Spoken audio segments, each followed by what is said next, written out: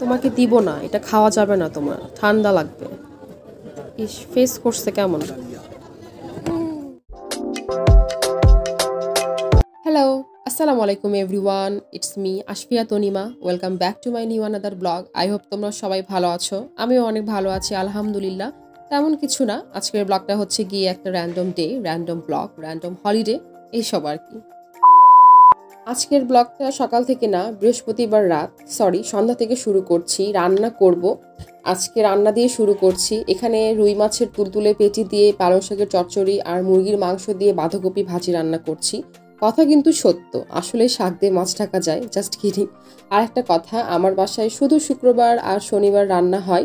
এছাড়াও যদি রান্নার অর্ডার পাই তাহলে করি। সো আজকের যেমন অর্ডার ছিল, মানে তোমাদের ভাইয়া বলেছিল এই দুইটা রান্না করার জন্য। রান্না শেষ, ও আসলে জাস্ট ভাতটা রান্না করব, তো রাতে আর কোনো ক্লিপ নেইনি।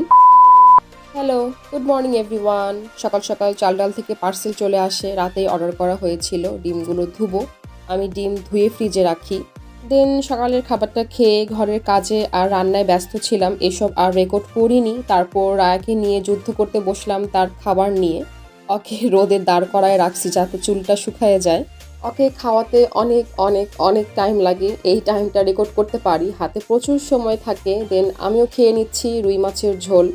ফুলকপি আলু বেগুন দিয়ে রান্না করেছিলাম। মেয়ের খাওয়া শেষই হয় না, এখনও এক লোকমা রয়েই গেছে। ইদানিং চা কফির উপরেই থাকি কেন জানি না। সো এক কাপ কফি বানালাম, কফি শেষ করে রায়াকে ঘুমায় দিব। দেন বিকেল বলতে ভুল হবে, সন্ধ্যার আগ দিয়ে বের হলাম বাহিরে। নেমে দেখি গ্যারেজে বিশ্বকাপ খেলার রুটিন চার্ট লাগাইছে, দেখে একটু অবাকই হলাম। আজকের ব্লগটা বিশ্বকাপ খেলার শুরুর 3 দিন আগে রেকর্ড করা, আমার সময় ছিল না যে আমি এটা একটু এডিট করব। দেন আমরা গাড়িতে উঠে গেলাম, মিনিমাম 20-22 দিন পর গাড়িতে উঠলাম। গাড়ির টুকটাক কাজ করার জন্য গ্যারেজে নিয়েছিল, কালই ডেলিভার করছে। সো আর কি আজই আমরা ঘুরতে বের হয়ে গেলাম। ঘুরতে যেতে হয় আর কি রায়ার জন্য।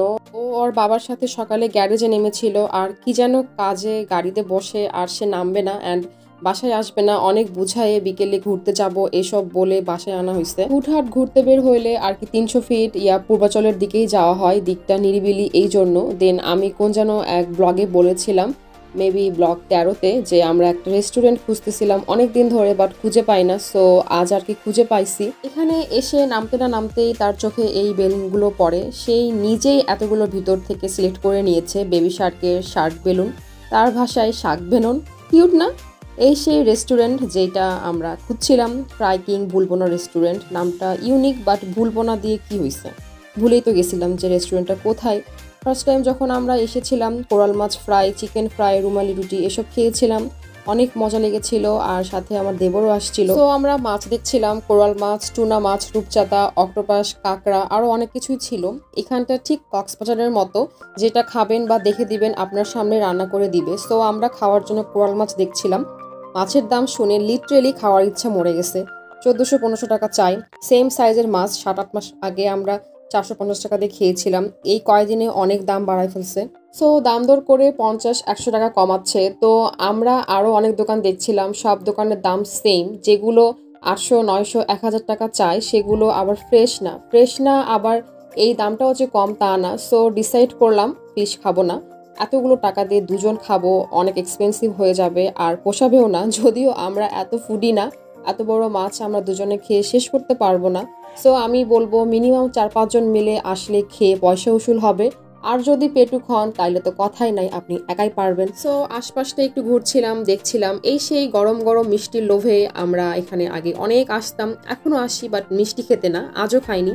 দেন চোখে পড়লো কুমোর বড়ি, আমরা দুজনই এটা অনেক পছন্দ করি। সো ভালো হবে কি হবে না করে নেওয়া হয়নি। এখানে নৌকা রিজার্ভ করেও ঘুরতে পারবেন। সো আমার এত আলগা শখ নাই, তাই আমি ঘুরি নাই।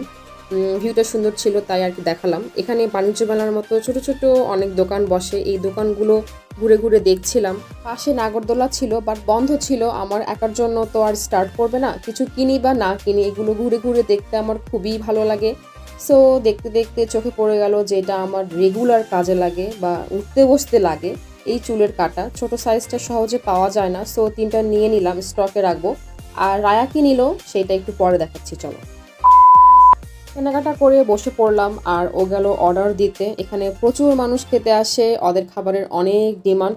আর এই যে আমার মেয়ে কুটকুটি কিনেছে এই ফেন, বোঝো নাই? এলিফ্যান্ট, হাতি, পিঙ্ক হাতি। এটা হাতে নিয়ে এই ফ্যান বলে আদর করা শুরু করে দিছে, আর দোকানদারকে দিবে না, সো হাতে করে নিয়ে চলে আসছে। মাশাল্লাহ, খুব সুন্দর। মাথার উপরে একটা, হাতে একটা। আর কিছু লাগবে জিজ্ঞেস করছিলাম, অ্যান্সার করছে বাবা। এখন তার বাবা লাগবে, বাবাকে দেখছে না যে, এই জন্য। মা এদিকে এদিকে আও, এদিকে তুমি তাকাও।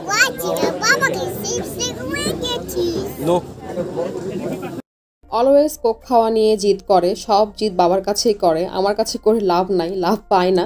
সো আমি বলছিলাম এখানে আসার পর দুইটা জিনিস তুমি চাইছো অ্যান্ড পাইছো, সো আর জিদ করবে না। কি যে মনে করছে মাশাল্লাহ, আর কোনো জিদ করে নাই। দেন খাবার চলে আসে। স্টার্টিংয়ে ছিল পুরি আর এই গ্রিন চিকেনটা kind of chutney type, salad আর সস, আর সাথে ছিল চিকেন গ্রেভি, আর নেওয়া হয়েছিল আলু পরোটা।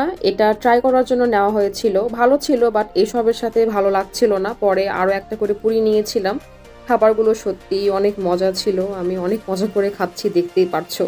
খেয়ে দিয়ে বের হয়ে গেলাম, আর বের হয়ে খেয়াল করলাম ভুলবোনাতে খাই নাই, এই কামাল হোটেলে খেয়েছি। বাসার উদ্দেশ্যে রওনা দিলাম, অনেক বেশি খাওয়া হয়ে গেছে, তাই আর ডাব খাইনি। এই দিকটা আসলে একটা করে ডাব খাওয়ার ট্রাই করি। বাসায় চলে এলাম। এই ছিল আজকের ব্লগ, এতটুকুই। আবার অন্য কোনো ব্লগে দেখা হবে। ভালো থেকো সবাই, আল্লাহ হাফেজ, থ্যাঙ্কস ফর ওয়াচিং। শেষ।